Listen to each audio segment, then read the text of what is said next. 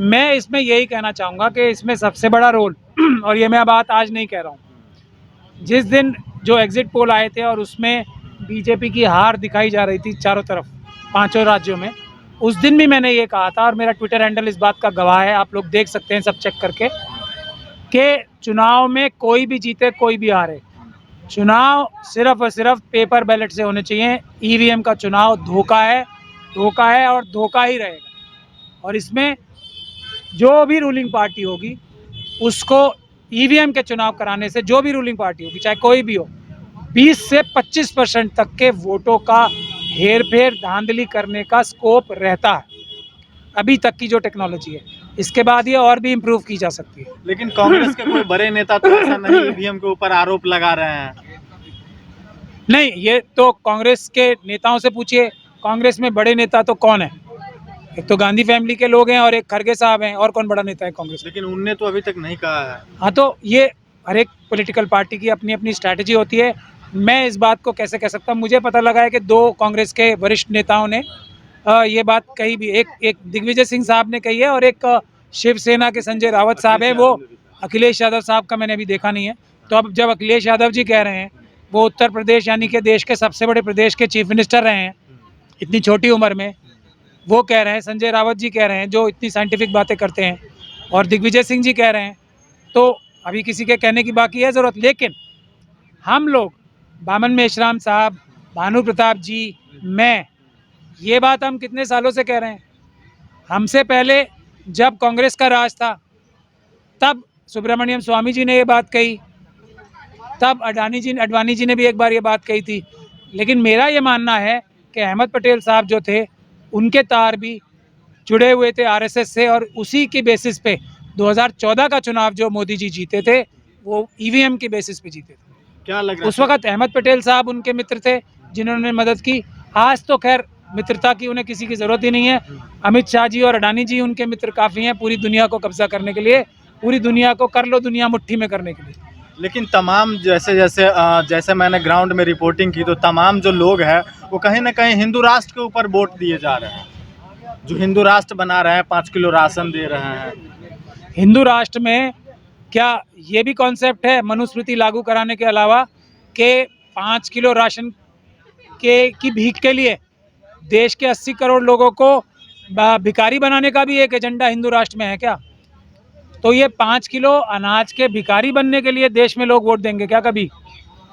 क्या SC ST OBC और minorities के लोग, ढोल गंवार शूद्र पशु नारी, ये सब ताड़न के आधारी पिटने के लिए वोट देंगे क्या? क्या लोग इसलिए वोट देंगे कि अगर पढ़ाई लिखाई की कोई बात कान में पड़ गई तो पिघला हुआ शीशा कान में डाल दिया जाएगा? क्या लोग इसलिए वोट देंगे कि आगे मुंह के आगे पीकदान और पीछे झाड़ू लगा के लोग सड़कों पे चलेंगे? क्या लोग इसलिए वोट देंगे कि रिजर्वेशन खत्म कर दी जाएगी? क्या लोग इसलिए वोट देंगे कि जातिगत आधार पे जनगणना नहीं कराई जाएगी? क्या लोग इसलिए वोट देंगे कि देश में अग्निवीर सेना को इतना कमज़ोर कर दिया जाए कि रेगुलर सेना ही खत्म हो जाए एक तरह से अग्निवीर के माध्यम से? क्या 2000 किलोमीटर चाइना को ज़मीन छिनवाने के लिए देश की जनता वोट देगी? क्या देश में सबसे ज़्यादा बेरोजगारी बढ़ने के लिए देश की जनता वोट देगी? क्या देश में डॉलर के रेट रुपये के हिसाब से सबसे ज़्यादा, जो रुपया है सबसे ज़्यादा गिराने के लिए, क्या पेट्रोल के दाम सबसे ज़्यादा बढ़ाने के लिए वोट देगी जनता? कितनी बातें मैं गिनाऊं आपको मोदी जी की। लेकिन फिर भी कहीं ना कहीं शेड्यूल कास्ट शेड्यूल ट्राइब के लोग तो मोदी जी के ही वोट दे रहे हैं। नहीं, इसीलिए मैं कह रहा हूँ ना कि ईवीएम अभी भी देखिए, अगर आप ईवीएम से 20 से 25% वोट ये बीजेपी के हटा दीजिए, उसके बाद एक कैलकुलेशन करके देख लीजिए 10 से 20 सीटें भी किसी भी राज्य में भारतीय जनता पार्टी की आ रही हैं क्या? एक कैलकुलेशन ये भी करके देख लीजिए हमारे कहने से। दूसरी बात, ये पॉलिटिकल पार्टीज भी जो हैं, ये 20 से 25% वोट भी नाकाम हो जाते अगर जो हमारी ऑपोजिशन की पार्टीज हैं आपस में बड़ा दिल करके इलेक्शन लड़ती, ये 20-25% वोट भी जो ईवीएम के माध्यम से बीजेपी के आ रहे हैं नाकाम हो जाते। मुश्किल से 5% लोग जो मनुवादी व्यवस्था से और मनुवादी व्यवस्था आरएसएस और बीजेपी के इकोसिस्टम से फायदा उठा रहे हैं, कुछ या ज़्यादा या कम, वही वोटर्स वोट दे सकते हैं बीजेपी को।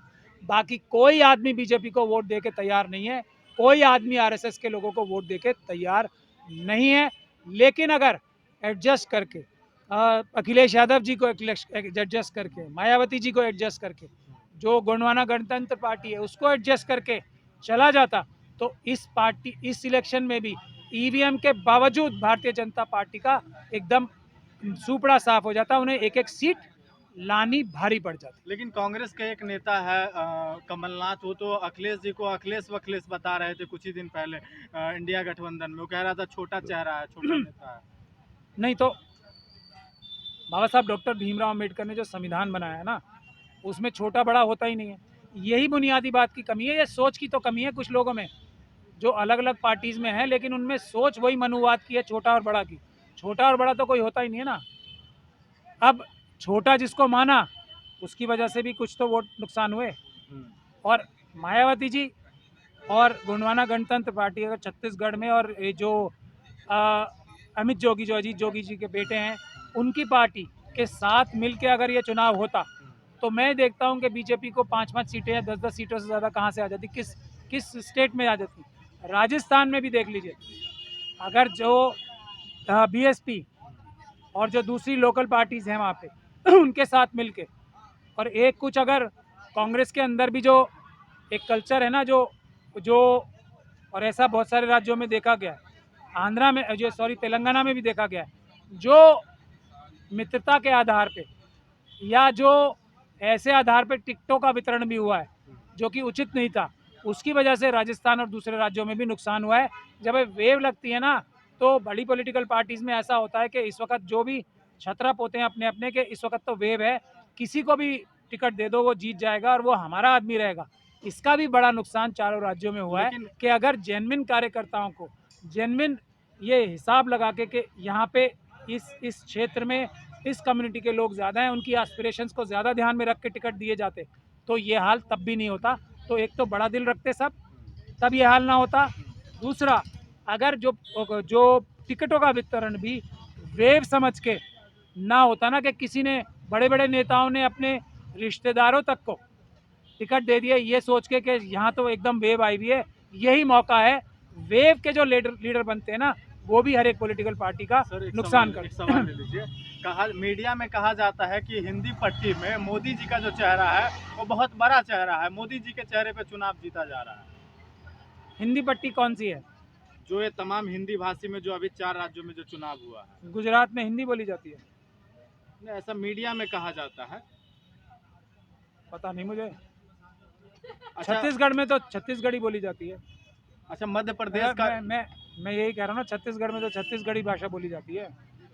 छत्तीसगढ़िया सबलू बढ़िया कहते हैं ना, वो कहते हैं। अच्छा सर, क्या लग रहा है? ये हिंदी भाषी की बात नहीं है, ये ईवीएम की बात है ना। आप मुद्दे पे आइए, हिंदी भाषी ना हिंदी भाषी की बात नहीं है। यही बिहार है ना, बिहार हिंदी भाषी नहीं है उस तरीके से। बिल्कुल है। क्या हो गया वहाँ? वहाँ भी तो हार गई है। कौन? वहाँ तो बीजेपी की सत्ता हाथ में नहीं है ना। नहीं है ना, तो बीजेपी नहीं आ रही क्या बिहार में? हारी है वहाँ। और बीजेपी के अब देखो आप, सुपड़ा साफ होगा बिहार से। लेकिन मीडिया तो क्यों बता रही है ना। क्यों होगा? क्योंकि सबने दिल बड़ा करके, सब पॉलिटिकल पार्टीज ने एडजस्ट करके एक दूसरे को चला है। महाराष्ट्र में देखना आप, बीजेपी का सुपड़ा साफ होगा। बंगाल में देखना, बंगाल में थोड़ा बड़ा दिल करके सब पार्टी चल रहे। मैं ये कह रहा हूँ, एक सीट बीजेपी की नहीं आएगी, एक सीट। असम में बड़ा दिल करके चले, एक सीट बीजेपी की नहीं आएगी लोकसभा की। नॉर्थ ईस्ट में एक सीट बीजेपी की नहीं आएगी किसी भी राज्य से, एक सीट नहीं आएगी पूरे नॉर्थ ईस्ट से अगर उसमें। लेकिन मैं ये ईवीएम को साथ लेके बता रहा हूँ, ईवीएम के 20 से 25% वो जो धोखाधड़ी के वोट पड़ सकते हैं, उनके बाद बता रहा हूँ एक सीट नहीं आएगी बीजेपी को, बंगाल से लेके और पूरे नॉर्थ ईस्ट में एक सीट। ईवीएम से 20% वोटिंग को 20 से 25%, 20 से 25% वोटिंग को बचने के लिए तमाम जो विपक्षी पार्टियां, उसको कैसा स्टैंड लेना पड़ेगा? जो हम लोग कर रहे हैं ना, हम सड़क पे आंदोलन कर रहे हैं जिस तरीके से, वो आंदोलन करना पड़ेगा। और मोदी जी, देखिए, मोदी जी के राजनीतिक करियर का सवाल है। मोदी जी को पता है मुझे कितनी सीटें आने वाली है, एक एक सीट के लाले मोदी जी खुद हार जाएंगे चुनाव। मोदी जी खुद हार जाएंगे चुनाव अगर ईवीएम से चुनाव नहीं होगा। और किसी को खड़ा, मैं इसीलिए तो बता रहा हूँ, 20 से 25% वोट हटा दो आप, फिर देख लो कितने वोट से आते हैं मोदी जी के। कहा जाता है देश में मोदी जी का लोकप्रिय चेहरा है, बहुत बड़ा चेहरा है। बिल्कुल लोकप्रिय चेहरा है, लेकिन वोट देते टाइम लोकप्रिय नहीं रहेगा, ये मैं बता रहा हूँ। लोकप्रिय चेहरा इसलिए है क्योंकि हर टेलीविज़न चैनल जिस पे मोदी जी पता नहीं कितने पैसे का एडवर्टीजमेंट दे रही है, भारत सरकार दे रही है, हर अगर कोई टीवी चैनल खोल लो, कोई रेडियो खोल लो, शुरू होती है बात मोदी जी से, ख़त्म होती है बात मोदी जी तक।